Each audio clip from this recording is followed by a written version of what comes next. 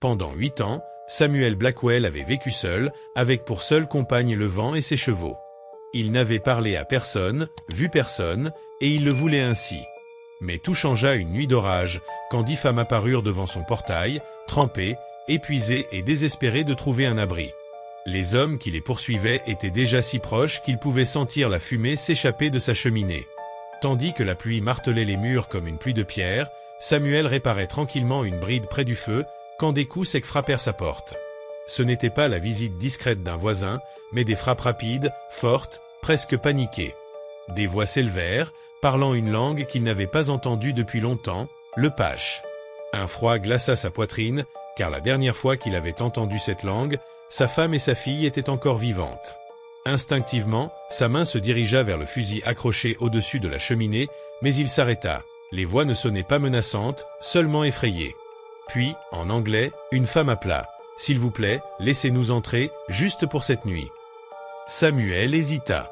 Clara, sa femme disparue, lui aurait dit d'être généreux, mais il n'avait plus accordé sa confiance depuis le jour où il l'avait enterrée. La voix reprit, plus proche, « Ils arrivent. Si vous ne nous aidez pas, nous mourrons ici. Et quand ils nous trouveront devant votre maison, ils vous tueront aussi. » La main de Samuel resta suspendue au loquet. En ouvrant, il savait que sa vie basculerait. Et il ouvrit. Sur le perron, 10 femmes se tenaient entassées, robes déchirées, trempées, certaines tachées de sang. La plus jeune, à peine 16 ans, serrait un bébé grelottant contre elle. Une aînée, cheveux noirs striés de gris, fixait le sol d'un regard lourd de perte. Mais c'est celle qui avait parlé qui capta son attention. Une femme droite malgré sa fatigue, une coupure au-dessus du sourcil, une force tranquille dans les yeux. « Je m'appelle Tala », dit-elle avec soin. « Ces femmes sont mes sœurs, mes filles, mon peuple.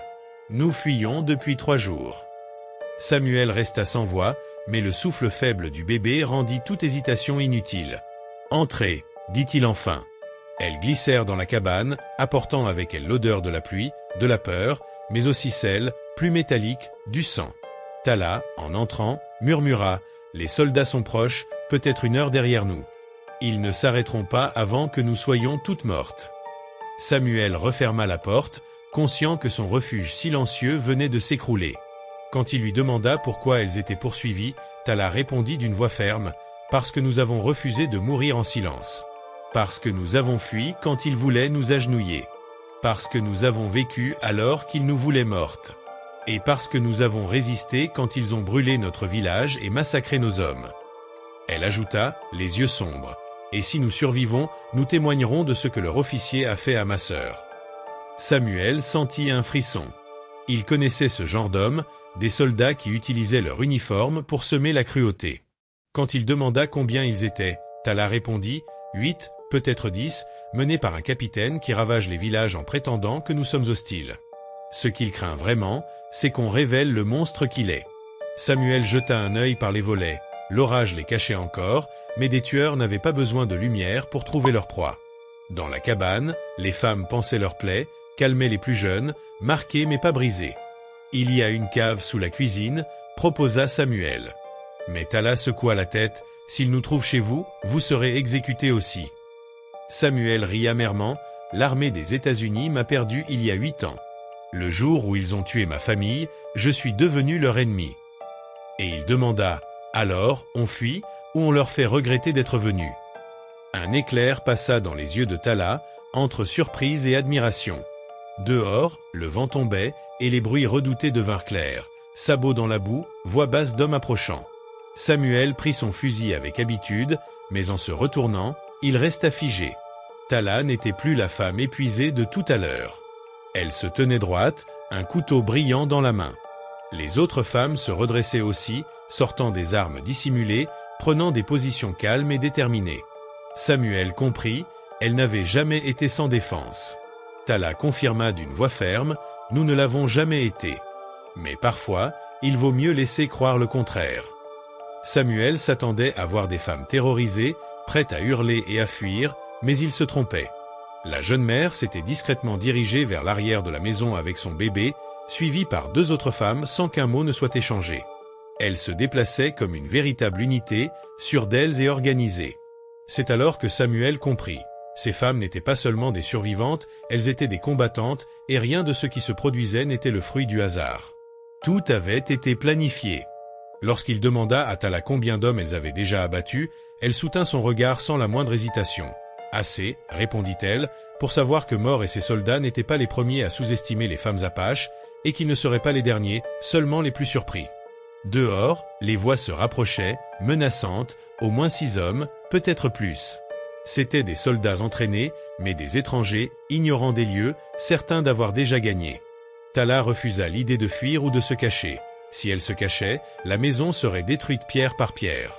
Non, il fallait se battre et tout terminer ici. Samuel sentit alors revenir en lui une sensation qu'il croyait éteinte depuis longtemps. Ce calme glacial qui précède la violence, quand l'instinct de survie efface tout le reste. Les femmes n'étaient pas venues par hasard. Elles l'avaient choisi, lui, son ranch, cette tempête, cette nuit. Elle savait qui il avait été. Quand il demanda ce qu'elle attendait de lui, Tala esquissa un sourire tranchant comme une lame. Le capitaine Whitme s'attendait à trouver des femmes brisées, incapables de résister. Mais s'il voyait un rancher blanc se dresser à leur côté, il hésiterait, et cette hésitation lui serait fatale. Déjà, des bottes s'enfonçaient dans la boue, des silhouettes encerclaient la maison. Samuel chargea son fusil, le souvenir des paroles de Clara résonnant dans son esprit, « La vraie bonté est aussi protection ». Mais il savait qu'il paierait ce choix. S'il survivait, les autorités viendraient l'arrêter, et sa vie de reclus prendrait fin. Lorsque la voix de Whitme retentit, exigeant qu'il se rende, Samuel se posta à la fenêtre. Tala, silencieuse, lui montra du doigt les hommes. Le sergent Turner, complice du meurtre de son mari, et le caporal Rêve, celui qui avait retenu sa sœur pendant qu'on l'assassinait. Ce n'étaient pas seulement des soldats, c'étaient des prédateurs. Le plan était simple. Whitme passerait par l'entrée principale pour savourer la peur de ses victimes. Les autres tenteraient de contourner, convaincus de ne trouver qu'une proie facile. Au signal, Samuel devrait viser le capitaine, les femmes s'occuperaient des autres. Quand le miroir refléta la flamme du feu, l'assaut commença.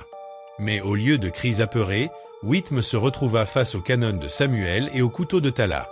Elle murmura à son oreille que c'était pour sa sœur avant d'enfoncer sa lame sous ses côtes. Le capitaine s'écroula, mais la victoire fut brève.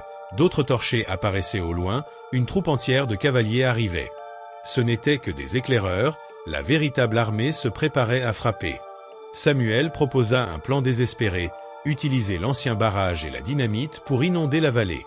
Cet endroit, dit-il, n'était plus un foyer depuis longtemps. Un foyer, c'était les vies qu'on protège, pas les murs qu'on défend. Pourtant, alors qu'il s'apprêtait à exécuter ce plan, un cri déchira la nuit. Un bébé, autre que celui qu'il protégeait déjà, venait de pleurer au dehors. Les soldats avaient pris un enfant, se servant de son innocence comme d'un bouclier. Samuel s'arrêta, le poids de la dynamite dans ses bras devenant insupportable.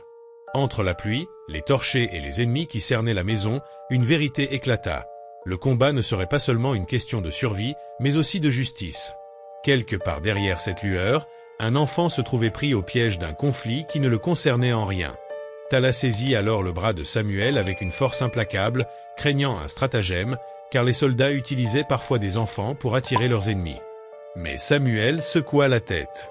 Il avait entendu trop de supplications authentiques pour ne pas reconnaître un véritable appel au secours.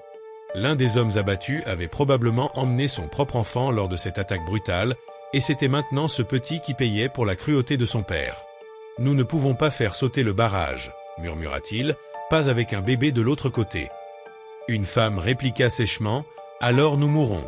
Ma fille compte autant que cet enfant. » Elle avait raison, Samuel le savait, mais il existait des limites qu'un homme ne pouvait franchir s'il voulait continuer à se regarder dans un miroir.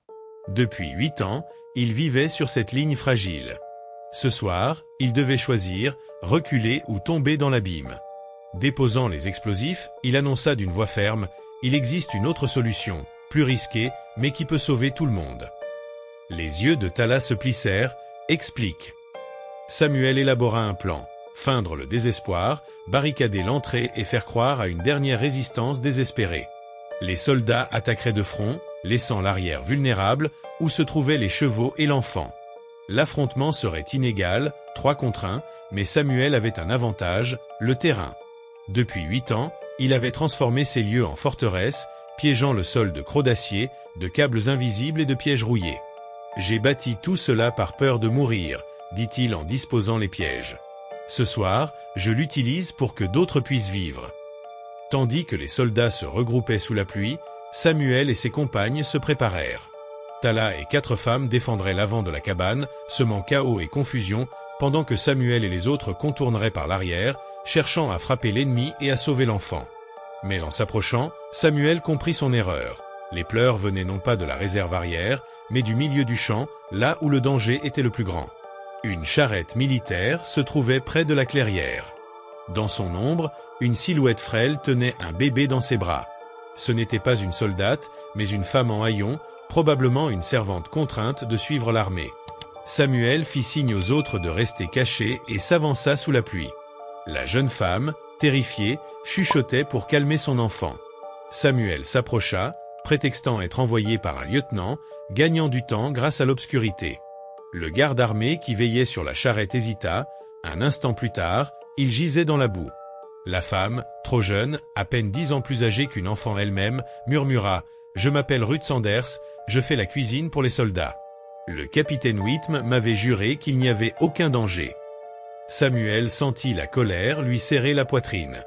Whitm avait menti à tous, même mort il continuait de détruire des vies. « Ruth, suis mes instructions et tu vivras, promit-il. » Mais avant qu'il n'achève, des cris éclatèrent, les gardes restants les avaient repérés.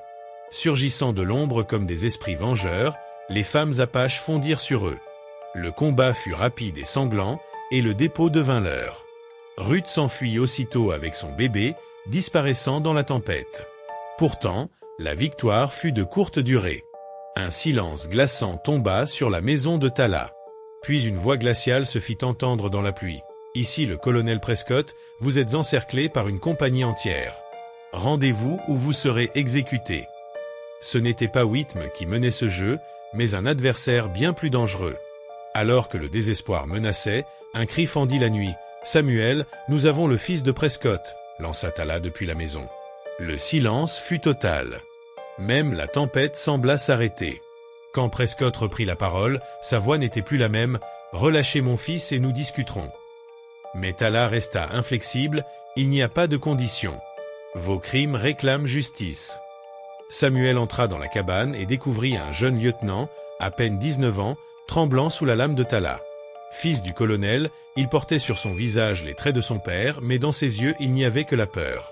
Samuel l'interrogea d'une voix dure. « Le même âge que cette jeune mère qui vient de fuir avec son bébé, le même âge que celle que ton capitaine a massacrée. » Et le poids de la décision s'abattit sur lui comme une nouvelle tempête. Terrifié, le jeune homme commençait peu à peu à comprendre que sa vie entière avait été bâtie sur des mensonges. « Dis-moi, lieutenant Prescott, savais-tu ce que Whitmore faisait réellement dans ces villages ?» demanda Samuel. Les yeux du garçon se mirent à fuir de gauche à droite. La honte et la prise de conscience apparaissaient enfin. « Je croyais que nous arrêtions des pillards, » murmura-t-il. « Mon père m'avait dit que nous protégions les colons. » « Ton père t'a menti, » répondit Samuel d'une voix aussi tranchante qu'une lame. « Nous étions des fermiers, des mères, des enfants. Nous cultivions nos terres en paix. Mais des hommes comme lui ont besoin d'inventer des ennemis pour justifier leur cruauté. Les innocents ne génèrent pas de profit. » À l'extérieur, la voix du colonel Prescott fendit la pluie, désormais chargée de peur. « J'ai 60 hommes autour de cette maison. Relâchez mon fils et je vous donnerai un passage sur vers la frontière. » Samuel esquissa presque un rire amer. Un passage sûr, de la part d'un traître qui a bâti sa carrière sur la tromperie? Mais en regardant le jeune lieutenant, il perçut un changement. Derrière la peur brillait une étincelle de culpabilité, peut-être même une conscience naissante. « Il y a une autre voie, » dit Samuel en se tournant vers Tala. « Nous n'avons pas besoin de l'abattre. C'est l'un des leurs, » répliqua T.L. Il n'a pas tiré, mais il se tenait aux côtés de ceux qui l'ont fait. Cela le rend coupable. Peut-être. Mais l'ignorance n'est pas la cruauté. Son témoignage pourrait mettre fin à tout cela. Alors une idée prit forme. Le fils d'un colonel dénonçant publiquement les massacres, brisant la chaîne de mensonges et de violence qui entretenait la guerre.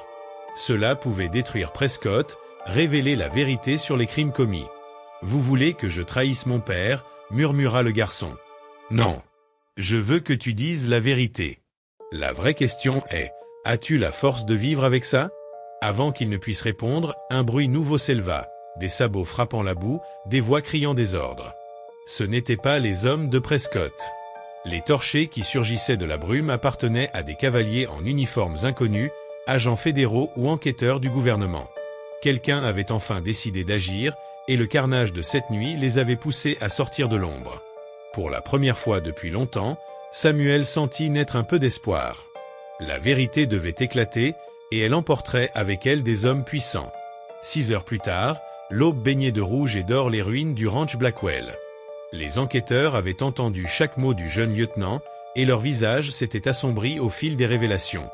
Ce qui n'était au départ qu'une enquête sur la brutalité de Whitmore devenait un scandale atteignant jusqu'à la capitale, révélant des ordres maculés de sang.